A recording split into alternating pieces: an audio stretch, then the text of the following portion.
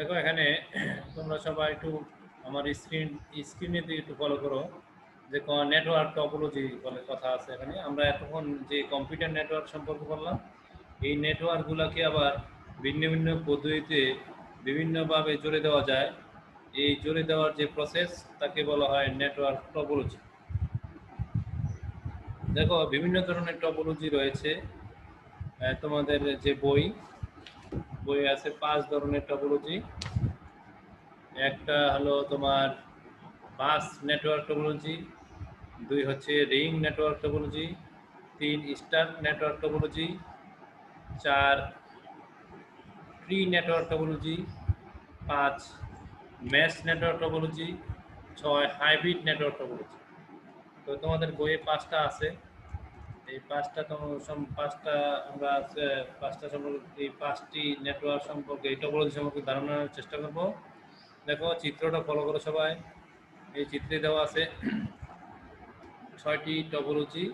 প্রথম যে চিত্রটা এটা দেওয়া আছে তোমার বাস টপোলজি, ডান পাশে কর্নারে উপরে রিং টপোলজি, নিচে star topology, mesh topology, tree topology এবং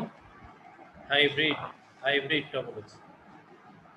দেখো এখানে তোমাদের বাস নেটওয়ার্ক টপোলজি সম্পর্কে তোমাদের এই জিনিসটা কি এইটা তোমরা এখানে জানতে হবে।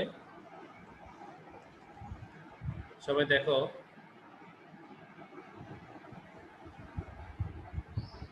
বাস টপোলজির ক্ষেত্রে সকল ডিভাইসগুলোর ব্যাকবোন কেবল হিসাবে একটি পরিচিত একটি একক তারের মাধ্যমে সংযুক্ত। তোমরা চিত্রের দিক ফলো করলেই বুঝতে পারবা যে একটা লম্বা তার সাথে বিভিন্ন ধরনের সংযুক্ত অনেকগুলা কম্পিউটার। দেখো মাঝখানে যেই ডাটা ফ্লো বলে কথা আছে, এগুলাকে আমরা একটা যদি কম্পিউটারের যে তার হিসাবে যদি কল্পনা করি, যে কম্পিউটার নেটওয়ার্ক এর পাশাপাশি যদি কম্পিউটারগুলো সংযুক্ত করে দেওয়া হয়, তাহলে এই নেটওয়ার্কের নাম হবে বাস টপোলজি। তাহলে প্রথম কথাটা আমার ছিল কি, বাস টপোলজির ক্ষেত্রে সকল ডিভাইসগুলো ব্যাকবোন কেবল হিসাবে পরিচিত একটি একক তারের মাধ্যমে সংযুক্ত থাকে। দেখো চিত্রে এখন ফলো করো সবাই। মাঝখানে একটা তার আছে, এই তারটার সাথে বিভিন্ন কম্পিউটার সংযুক্ত আছে। এই ধরনের নেটওয়ার্ককেই বলা হবে আমাদের bus network topology.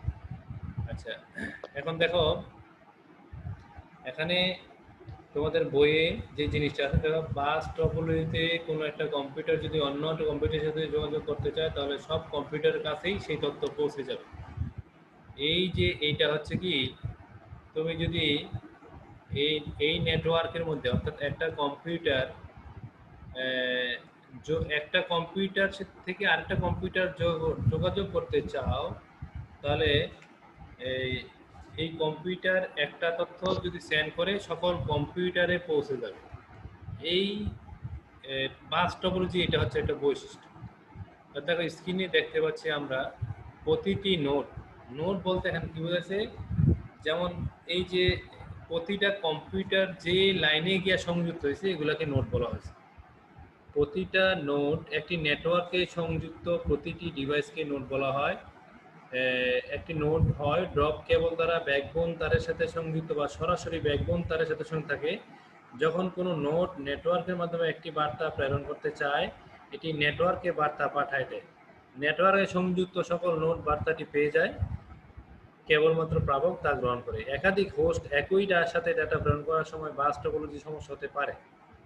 Bus topology যে এই সম্পর্কে তোমরা মোটামুটি লিখতে পারবা। যদি আমাদের সুবিধাগুলি দেখি তাহলেই তোমাদের ক্লিয়ার হয়ে যাবে। দেখো বাস টপোলজির সুবিধা কি, এক, এই টপোলজির প্রধান সুবিধা নেটওয়ার্ক খুব সাধারণ এবং ফিজিক্যাল লাইনের সংখ্যা মাত্র একটি। বিভিন্ন ধরনের যে তারগুলা, এই যে কোএক্সিয়াল, টুইস্টেড পেয়ার কেবল, এগুলো হচ্ছে কেবলের নাম। বিভিন্ন ধরনের কেবল, এই কেবলের প্রকারভেদ, শ্রেণীবিভাগ। তো এগুলি মূলত বাস ভিত্তিক নেটওয়ার্কে ব্যবহৃত হয়, যা 10 Mbps পর্যন্ত সমর্থন করে।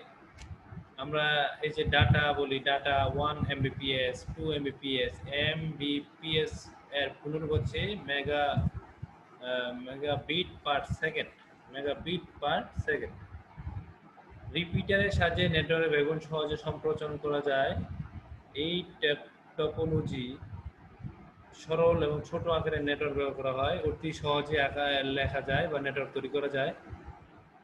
দেখো এই বাস টপোলজির কোনো একটি নোড যদি নষ্ট হয় অন্য নোডগুলি প্রভাবিত হয় না, অর্থাৎ অন্য নোডগুলি ভালো থাকে, সক্রিয় থাকে। সহজেই কোনো কম্পিউটার নেটওয়ার্ক যুক্ত এবং নেটওয়ার্ক হতে বিচ্ছিন্ন করা যায়। বাস টপোলজিতে কম তারের প্রয়োজন হয় এবং হাব বা সুইচের মতো কোনো নেটওয়ার্কিং ডিভাইস প্রয়োজন হয় না, যার ফলে খরচ কম হয়।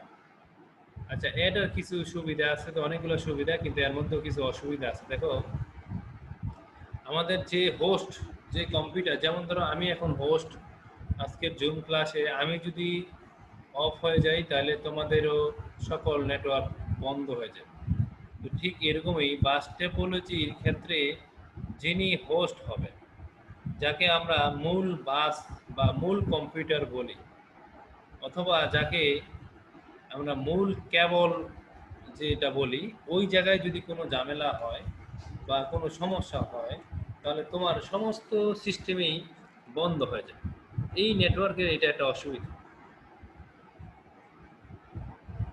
দেখো তারপরে আরো কিছু বিস্তারিত অনেক কিছু আছে। হ্যাঁ বলো, কে বলবা, কিছু প্রশ্ন করবা?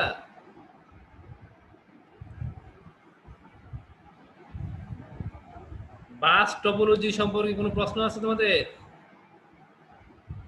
স্যার বাস টপোলজি সম্বন্ধে নাই স্যার। হ্যাঁ, স্যার এমনি বুঝি না কিছু। লেখা বোঝা যায় না? লেখা স্যার, মানে যে কথাগুলো বলছেন এগুলো স্যার ব্যাখ্যা করে বুঝালেন। ব্যাখ্যা তোমার চিত্রটার দিকে একটু ফলো করো, সবাই চিত্রটা দেখো একটু। এই চিত্র দেখতে পাচ্ছ? জি তাহলে এইটা এটা একটা নেটওয়ার্ক কিনা? জি এই মাঝখানে যে তারটা আছে, স্যার ডাটা ফ্লো কি? ডাটা ফ্লো মানে তথ্য প্রবাহিত, মূল ব্যাকবোন। তথ্য প্রবাহিত হওয়া, বুঝছনি? তোমার ডাটা ফ্লো জি। এটা মানে কি, তোমার কেবল দিয়ে তুমি যে এই যে এখন যে আমার সাথে জয়েন করলা, তো ডাটা যদি কেবল না থাকতো এটা তো পারতা। তোমাদের কি ওয়াইফাই অথবা নেটওয়ার্ক আছে না? তাহলে এটাও তো একটা নেটওয়ার্ক, জি কথা বুঝছনি? জি তো এখন যদি এই অনেকগুলা কম্পিউটার এইভাবে একটা তারের মূল তারের মধ্যে সংযোগ দেওয়া হয় তাহলে এটা হবে বাস টপোলজি। বাস অর্থাৎ টপোলজি। স্যার টার্মিনেটর, হ্যাঁ, টার্মিনেটর কি? এখানে টার্মিনেটর দিয়ে তোমার এখানে কোনো বিষয় না, তুমি অধিক খেয়াল করো কি করতে। টার্মিনেটর মানে কি, তোমার এখানে পথটা যেই জায়গায় আসছে ওই জায়গা থেকে শুরুটা এখানে না, ওখানে যদি তোমার জি মেইন মেইন কম্পিউটার এটা মূল বিন্দুকে বুঝাইছে, তোমার এটা জানার দরকার নেই। তুমি শুধু এটা জানো যে মূল কম্পিউটারের সাথে অনেকগুলা কম্পিউটার সংযুক্ত থাকলে তাকে বলা হয় বাস। তোমার বাস তো টপোলজি। তুমি তোমার বইয়ের পৃষ্ঠা নম্বর 21-এ দেখো, 21 বই বই খেয়াল করো, স্যার দেখছি। বইয়ে খেয়াল করো, দেখো প্রতীকীয় বৃত্তাকার সাইকেল গুলো কি আছে, একটা কম্পিউটার। এইভাবে লম্বা এক তারের মধ্যে যদি পাশাপাশি অনেকগুলো কম্পিউটার থাকে তাহলে এটা হবে বাস টপোলজি। বুঝছো এখন? স্যার আপনি যে বললেন যে আমরা মানে আপনি হোস্ট, আপনার কারণে মানে আমরা সবাই নেটওয়ার্কে সংযুক্ত, তো এটা কেউ কোনো তারের মাধ্যমে হইতাছে? হ্যাঁ হ্যাঁ, এটা এটা তোমার এই এই যে মাঝখানে যে মেইন তারটা, এই তারটা কোনো সমস্যা হলে বাকি কম্পিউটারের সব কাজ অচল হয়ে যাবে। বুঝছো তো? হ্যাঁ, ধরো তুমি হয়তো মেইন হোস্ট, তুমি যদি তারে তোমার কম্পিউটারের সমস্যা হয় তাহলে বাকি কম্পিউটার কি তথ্য পাবে? জি না। এইটাই বলছে, মেইন তারের মধ্যে যদি কোনো সমস্যা হয় তাহলে পুরো সিস্টেমই লস হয়ে যাবে, পুরো সিস্টেমই বাদ হয়ে যাবে। বুঝছো তো? স্যার তাহলে বুঝছি। তুমি বাস টপোলজিটা একটু রিডিং করলে বোঝা যাবে। হ্যাঁ, তোমার বইয়ের মধ্যে আছে, এখানে তো বিস্তারিত অনেক কিছু আছে না? এত কিছু কি বই আছে তোমাদের? বইয়ে নাই। তাহলে তুমি বলো, এখন আচ্ছা। এখন যে আমি সুবিধা দিলাম যে কোএক্সিয়াল টুইস্টেড পেয়ার কি, তুমি এখন এটা বলবা। তো আমি বলছি এক প্রকার কেবল, তো এটা জেনে রাখো, এক প্রকার কেবল। বুঝছো তো? তো এই ট্যাবলজি সুবিধা কি, এটা ছোট, সরল, এবং এটা সরল কেন, এটা একটা লম্বা তারের মধ্যে। আচ্ছা, তোমাদের গ্যাস লাইনটা কিভাবে দেয় তোমাদের বাসায়? গ্যাস লাইনটা দেখছো কিনা, যে একটা গ্যাসের লাইন থেকে আইনা বের করে গ্যাস লাইন দিয়ে যায়, দেখছো? জি স্যার, পাইপের মাধ্যমে। পাইপের মাধ্যমে। তা আবার সামনে যে তারা নেয়, তারা কি মেইন লাইনের থেকে পাইপ দিয়ে লাগায় নেয় না? জি তো ঠিক এটাও এরকমই, বুঝছো তো? জি জি স্যার বুঝছি এটা স্যার। আচ্ছা, যাই হোক, এখন এটা সহজেই নেটওয়ার্ক যুক্ত করা যায় এবং বিচ্ছিন্ন করা যায়। এটা খরচও কম, ঠিক আছে তো? এটা সুবিধা। কিন্তু অসুবিধাটা দেখো, এই যে অসুবিধা দেখাইতে গিয়ে বলছি যে মূল কম্পিউটার বা মূল তারে যদি সমস্যা হয় পুরো সিস্টেম কি হয়ে যাবে? অচল নষ্ট হয়ে হয়ে যাবে। যাবে।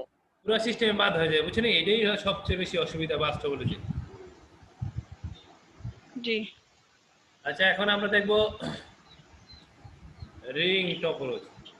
তোমরা সবাই এই সুযোগে রিং টপোলজির পৃষ্ঠা নম্বর 21 বইয়ের রিং টপোলজি রিডিং পড়ো। স্যার মিউট করে দিতাম। তোমরা পড়ো, একটু পড়ো। রিং টপোলজি বই কি আছে একটু পড়ো, সবাই পড়ো, মনে মনে পড়ো আর কি।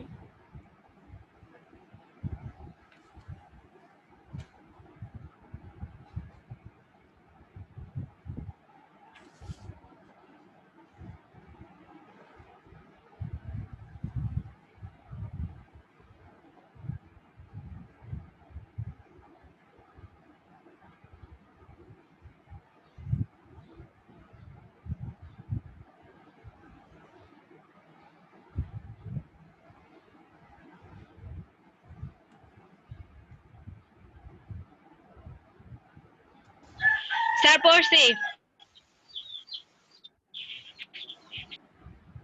আচ্ছা, তোমরা পড়ছো, তাহলে একটু আমি দেখাই তোমাদের, একটু আমার স্ক্রিনের দিকে খেয়াল করো।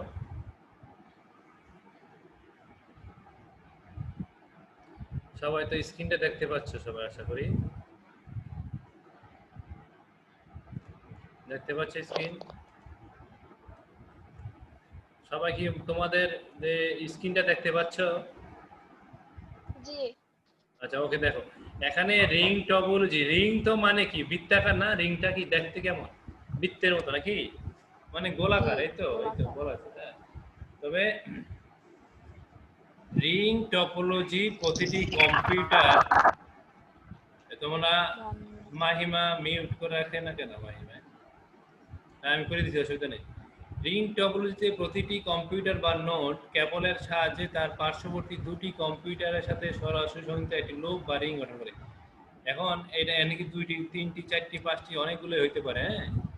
অর্থাৎ রিং বৃত্তের মতো যে নেটওয়ার্ক কম্পিউটার, অর্থাৎ তুমি একটা কম্পিউটারের সাথে আরেকটা কম্পিউটারের সংযোগ করলা, এরপরে আরেকটা সংযোগ করলা, এরপরে আরেকটা সংযোগ, এরকম বৃত্তের মতো যদি সংযোগ করা হয় তাহলে এই নেটওয়ার্ককে বলা হবে কি? Ring network. রিং নেটওয়ার্কে এটা তোমরা বুঝতে পারছো। দেখো এখানে কি লেখা আছে? টপোলজি প্রতিটি ডিভাইসে একটি রিসিভার, একটি ট্রান্সমিটার থাকে যা রিপিটারে কাজ করে। এক্ষেত্রে রিপিটারের দায়িত্ব হচ্ছে সিগন্যাল একটি কম্পিউটার থেকে তার পরের কম্পিউটার পৌঁছে দেওয়া। নেটওয়ার্কের কোনো একটি কম্পিউটার সংকেত কোনো প্রেরণের ক্ষমতা হারালে কিংবা কম্পিউটার নষ্ট হয়ে গেলে পুরো নেটওয়ার্কই অকেজ হয়ে পড়ে। তো নষ্ট কম্পিউটারটি অপসারণ করে পুনরায় সংযোগ সম্পন্ন করতে হয়। দেখো এখানে একটা চিত্র, সবাই দেখো, চিত্রটা দেখা যাচ্ছে আশা করি। এই চিত্রের মধ্যে দেখো কম্পিউটারগুলো যেভাবে সংযুক্ত, তা হচ্ছে তোমার, দেখো তারগুলা একটার পর একটা বৃত্তের মতো সংযুক্ত আছে। এখন তুমি মনে করো যে কোনো একটা কম্পিউটার, হ্যাঁ, নষ্ট হয়ে গেল, তো নষ্ট হয়ে গেলে কি এই সিস্টেমটা তো সমস্যা হওয়ার কথা, পুরো সিস্টেমটা সমস্যার কথা। এই জন্যই বলছে যে যে কোনো একটা কম্পিউটার যদি নষ্ট হয়ে যায় তাহলে পুরো সিস্টেমেই তোমার অচল হয়ে যাবে। এটা হচ্ছে রিং টপোলজি। এখন রিং টপোলজি কি সুবিধা আছে এগুলো দেখো। দেখো এখানে মেইন কম্পিউটারের কোনো প্রয়োজন হয় না, অর্থাৎ সার্ভার কম্পিউটার কোনো প্রয়োজন হয় না। নেটওয়ার্কের কম্পিউটার সংখ্যা বাড়লেও এর দক্ষতা খুব বেশি প্রভাবিত হয় না। কোনো নোডকে ডাটা প্রদানের জন্য কেন্দ্রীয় কোনো কম্পিউটারের উপর নির্ভর করতে হয় না। টুইস্টেড পেয়ার কেবলগুলো সস্তা এবং সহজেই পাওয়া যায়, অতএব ইনস্টলেশন খরচ খুব কম। এর নির্ভরযোগ্য কারণ যোগাযোগ ব্যবস্থাটি একক হোস্ট কম্পিউটারের উপর নির্ভর করে না, এর প্রত্যেকটি কম্পিউটার হোস্ট হিসেবে কাজ করতে পারে। এই টপোলজিতে সংঘর্ষের, অর্থাৎ একাধিক তথ্য, অর্থাৎ সংঘর্ষ হওয়ার সম্ভাবনা খুবই কম। তো এই সুবিধাগুলো দেখছো। কিছু অসুবিধা থাকতে পারে। সেই অসুবিধাগুলো হচ্ছে নেটওয়ার্কে যদি একটি মাত্র কম্পিউটার থাকে এবং সেই একটি কম্পিউটার নষ্ট হয়ে যায় তাহলে সেই পুরো নেটওয়ার্কই অচল হয়ে যাবে। নেটওয়ার্কের কোনো সমস্যা নিরূপণ করা একটু জটিল টাইপের। রিং টপোলজি জন্য জটিল নিয়ন্ত্রণ সফটওয়্যার ব্যবহৃত হয়।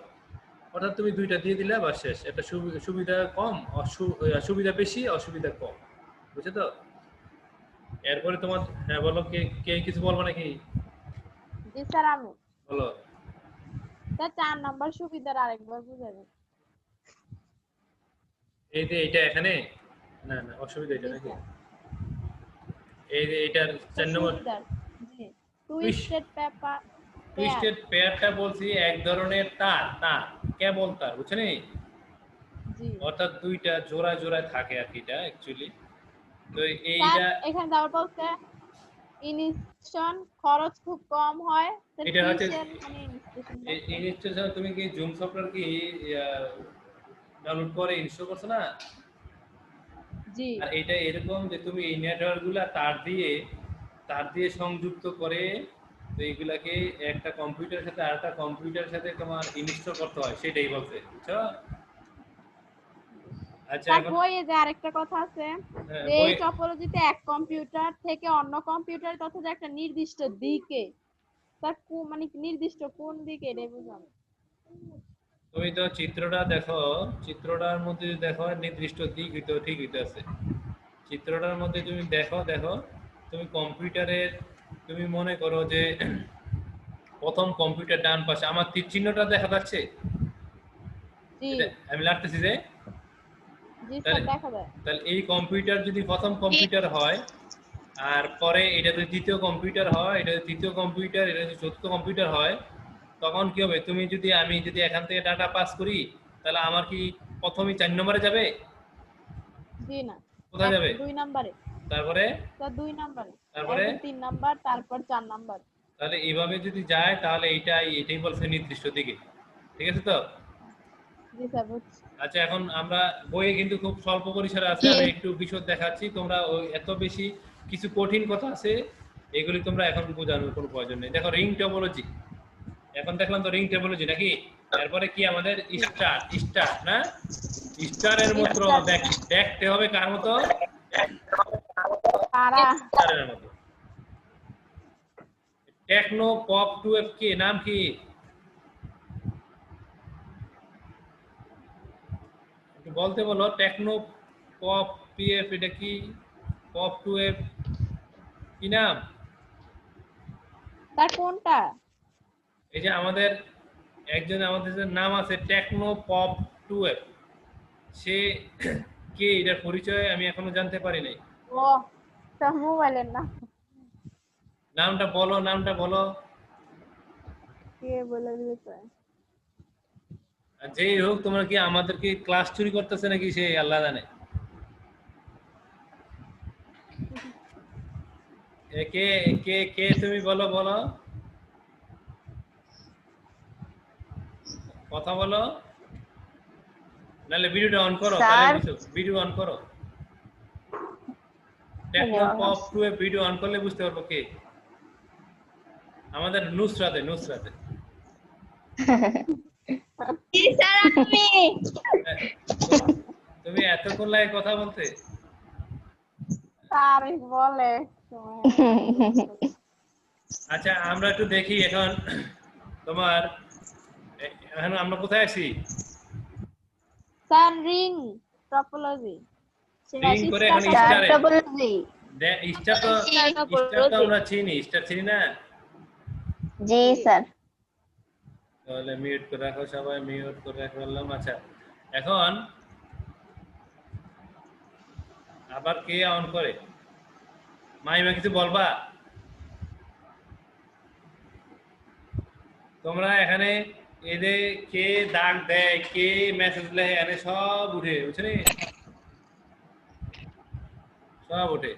তো আমরা এখন স্টার নেটওয়ার্ক দেখবো। স্টার টপোলজিটা দেখতে কিরকম আগে দেখে নি। দেখো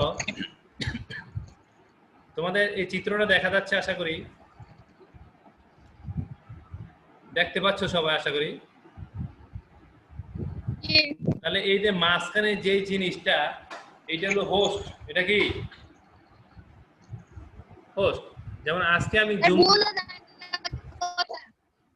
তোমার নেটওয়ার্কের সমস্যা, সবাই শুনতে পাচ্ছে, তুমি শুনতে পাচ্ছ না, কারণটা কি? তুমি কই গেছো হুগুর কাটে? তুমি কি ফুগুর কাটে গিয়েছো নুসরাত না বাসায়? বাসায় বাসায় কি ওয়াইফাই নাকি এমবি করছো? স্যার ওয়াইফাই এখন এমবি চালাইতেছি। মানে এমবি চালাও না?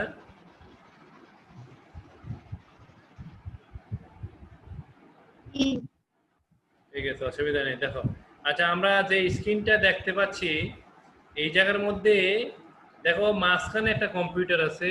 এই কম্পিউটার হলো হোস্ট। আজকে জুম ক্লাস আমি করতেছি, এই জুম ক্লাসটা কিন্তু তোমার আমিলাম হোস্ট। কথাটা বুঝছো নি? তো আমি হোস্ট হওয়ার কারণে তোমরা দেখতে পাচ্ছ এই আমার এই আইডিতে প্রবেশ করে তোমরা সবাই চারিদিক থেকে আমার এই আইডিতে প্রবেশ করছো। তাহলে ঠিক এরকমই দেখো মাঝখানে কম্পিউটারের যে কম্পিউটারটা এটা হলো মেইন কম্পিউটার, আর এর সাথে সংযুক্ত যদি অনেকগুলো কম্পিউটার থাকে এটা হবে স্টার কম্পিউটার। তাহলে স্টার কম্পিউটারের তোমরা সবাই স্টার টপোলজি এইটা একটু রিডিং পরে আমাকে প্রশ্ন করতে পারো। তোমরা সবাই স্টার কম্পিউটার বই থেকে পৃষ্ঠা নম্বর 22 পৃষ্ঠা এটা তোমরা দেখো, দেখে একটু রিডিং করো মনে মনে।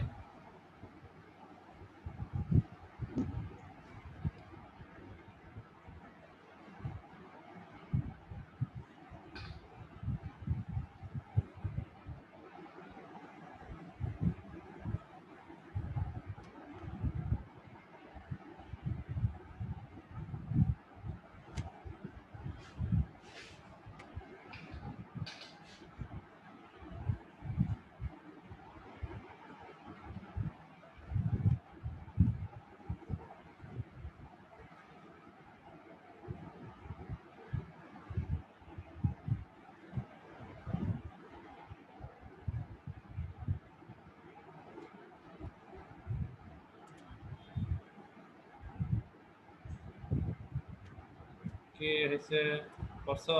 স্যার আমি প্রশ্ন করবো স্যার। আচ্ছা স্যার পড়ছনি আগে, পড়ছি। পড়ছনি সেটা বলো। স্যার পড়ছি, না পড়লে কেমনে প্রশ্ন করবো? মুখস্থ করতে বলে নিতে, পড়ছো কিনা সেটা বলো। স্যার পড়ছি। পড়ছো? আচ্ছা ঠিক আছে, তাহলে বললে তোমার প্রশ্নটা বলো। স্যার এই যে বলছে হাব বা সুইচ, স্যার আপনারা বলেন একটা মেইন কম্পিউটার থাকবো, তো এখানে তো বলছে একটা সুইচ থাকবো মেইন, মানে এটা নষ্ট হইলে সবগুলো নষ্ট হবে। হ্যাঁ, এখানে এটাকে আমি কম্পিউটার বলছি, ওকে?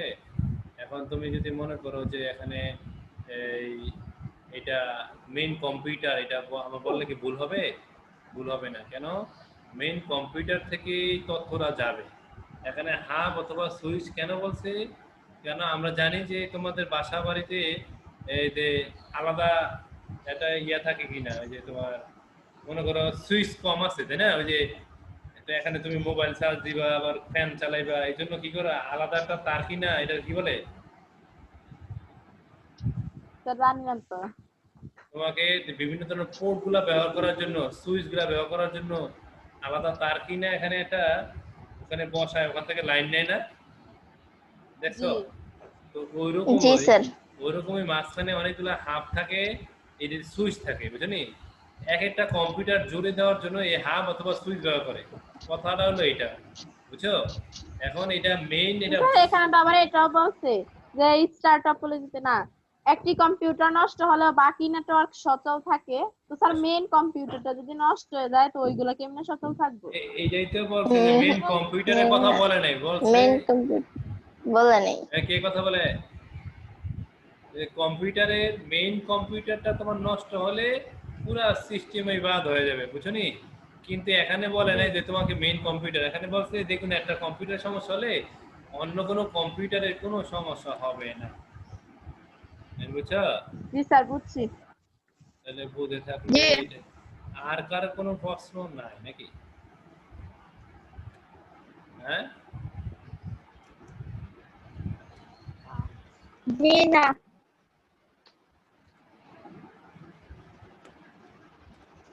আচ্ছা এখানে তাহলে মিউট করে ফেলো।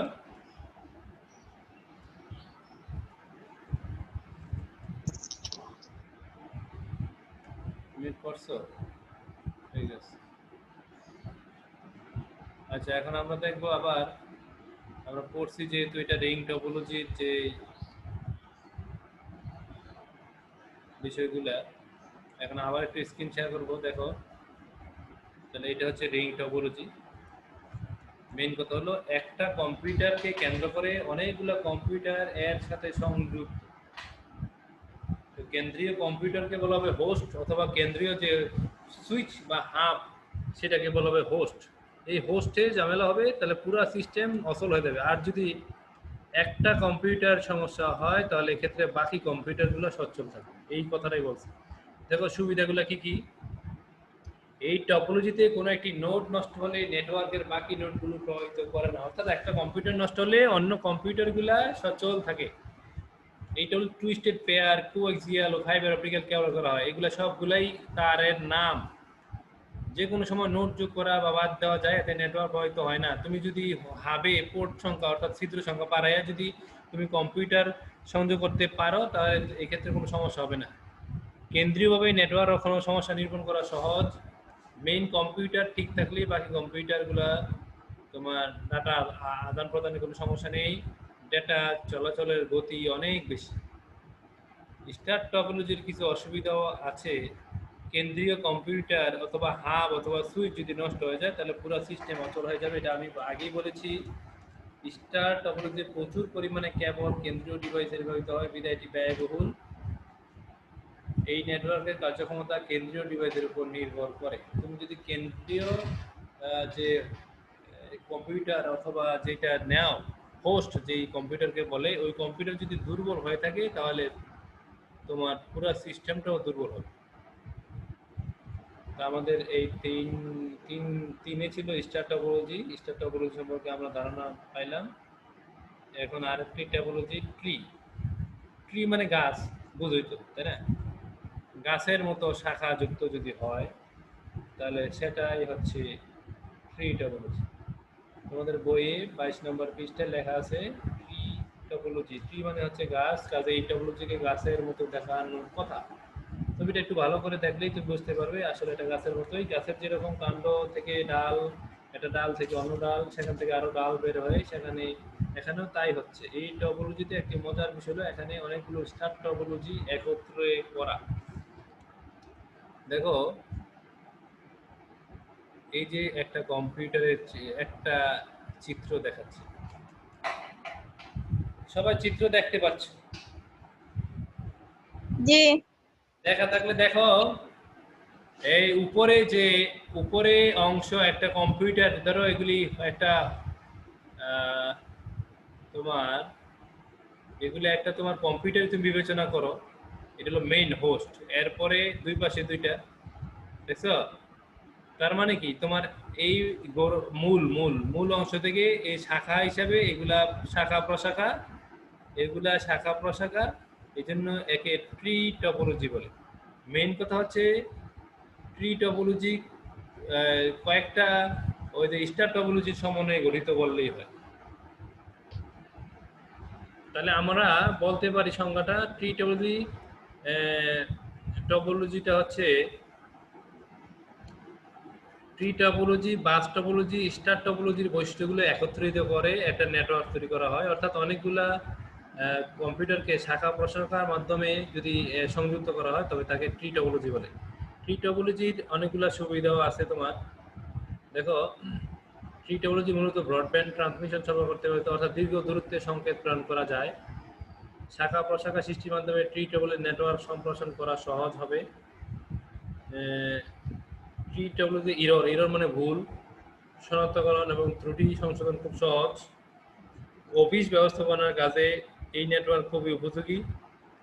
কিছু অসুবিধা আছে, এই টপোলজি কিছুটা জটিল প্রকৃতির হয়ে থাকে, অর্থাৎ কঠিন আর কি, বা এর ইনস্টলেশন প্রক্রিয়া কঠিন।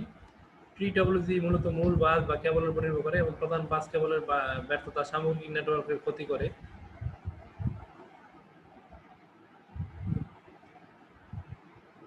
তোমরা শুনতে পাচ্ছ তো?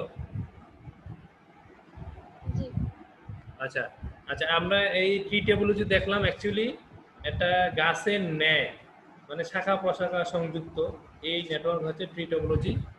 চিত্র দেখলাম। আর একটা আছে ম্যাশ টোপোলজি, তোমরা দেখো ম্যাশ, দেখো। স্যার আমি একটা প্রশ্ন করি, বলো বলো। স্যার ট্রি টপোলজির কি মূল কম্পিউটার আছে? ট্রি টোপোলজির মূল হচ্ছে তোমার রুট, রুট যাকে বলে রুট কম্পিউটার, রুট বুঝছো? গাছের গোড়া, তাহলে গোড়াটা হচ্ছে মূল। বুঝছি স্যার। আচ্ছা, ঠিক একইভাবে এই চিত্রের মূল কম্পিউটার কোনটা? এই যে কোর লেয়ার লেখা আছে না এখানে, এটা কম্পিউটার। জি। এখানে ঝামেলা হইলে তোমার ওখানে ও। ঝামেলা হবে। আচ্ছা, আমাদের এখন ম্যাশ টপোলজি দেখো।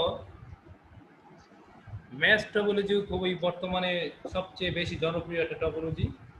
এই টপোলজিতে কম্পিউটার একটি আরেকটির সাথে যুক্ত থাকে এবং একাধিক পথে যুক্ত হতে পারে। এখানে কম্পিউটারগুলো শুধু যে অন্য কম্পিউটার থেকে নেয় তা নয়, বরং সেটি নেটওয়ার্কের অন্য কম্পিউটারের মাঝে বিতরণ করতে পারে। যদি এমন হয় যে একটি নেটওয়ার্ক প্রতিটি কম্পিউটারে সরাসরি নেটওয়ার্ক মুক্ত অন্য সবগুলো কম্পিউটারে যুক্ত যুক্ত থাকে, অর্থাৎ তুমি যদি 5টা কম্পিউটার নাও, 5টা কম্পিউটার যদি প্রত্যেকের সাথে সংযুক্ত থাকে, তবে তাকে ম্যাশ টপোলজি বলে। আমার কথা ক্লিয়ার? জি স্যার। তুমি যতটা কম্পিউটার নেও প্রত্যেকের সাথে সংযুক্ত হইতে হবে। চিত্র ফলো করো সবাই 22 পৃষ্ঠার বইয়ে দেখো, এমন কোনো সংযোগ নাই যে একটার সাথে রিলেটেড নাই, প্রত্যেকের সাথে সংযোগ। আমরা স্ক্রিনে দেখতে পাচ্ছি 5টা কম্পিউটার আছে। 5টা কম্পিউটার দেখো, ডান পাশের প্রথম কম্পিউটারকে যদি 1 নম্বর চিহ্নিত করি, পরে 2, তারপরে 3, তারপর 4, তারপর 5, প্রত্যেকের সাথে সংযুক্ত আছে বিধায় এদেরকে বলা হবে ম্যাশ টপোলজি। এটা বর্তমানে এই টপোলজি ব্যবহার করেই অফিস আদালত চালানো হচ্ছে, বুঝছো তো? তাহলে দাও ম্যাশ টপোলজি, ম্যাশ বিভিন্ন ধরনের। এই যে ম্যাশ টপোলজির বৈশিষ্ট্যগুলো দেখো সবাই।